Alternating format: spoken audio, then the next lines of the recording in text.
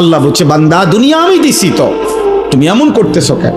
এই হাসি, এই কান্না, এই রোদ, এই বৃষ্টি, এই আলো, এই বাতাস, এই আকাশ, এই জমিন, এই রাত্র, এই দিন, এই উপার্জন, এই ক্ষেত, এই ফুল, এই ফল, এই ফসল, স্ত্রী নামের এই মহিলা, মা নামের ওই মহিলা, বাচ্চা নামের এই সন্তান, তোমার দেহ, তোমার শরীর, তোমার সব আয়োজন তো আমার দেওয়া, তো সব কার? এ তো আমার দেওয়া বান্দা, এ তো আমি দিছি তোমার জন্য, তোমার এই দেওয়ার জন্য, ভোগ করার জন্য দিছি তো আমি তো তোমার সব চাহিদা আমি দিছি। মাকে দেখলে তোমার কলিজায় একরকম মনে হয়, তোমার স্ত্রীকে দেখলে তোমার দিলে ভিন্ন রকম মনে হয়, এই ভিন্ন রকম অনুভূতি তা আমি দিছি।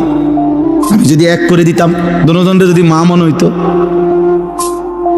কথা বলে না, মা আর বিবি যদি দুজন মা হয়ে মনে হইতো, অথবা মা আর বিবি দুজনকে যদি বিবি মনে হইতো, কমিয়া কি হইতো তখন?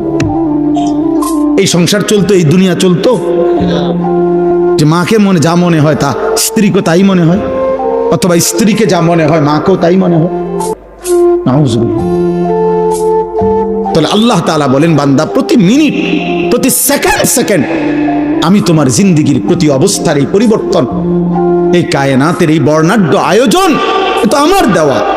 তা আমি তো বাদ দিতে বলি নাই, আমি তো বিয়ে করতে নিষেধ করি নাই, আমি আল্লাহ তো উপার্জন করতে নিষেধ করি নাই, আমি তো খাবার খাইতে নিষেধ করি নাই, আমি পেশাব করতে নিষেধ করি নাই, আমি পানি পান করতে নিষেধ করি নাই, আমি স্বামী স্ত্রী মিলিত হইতে নিষেধ করি নাই, কোলের বাচ্চা আদর করতে তো আমি নিষেধ করি নাই।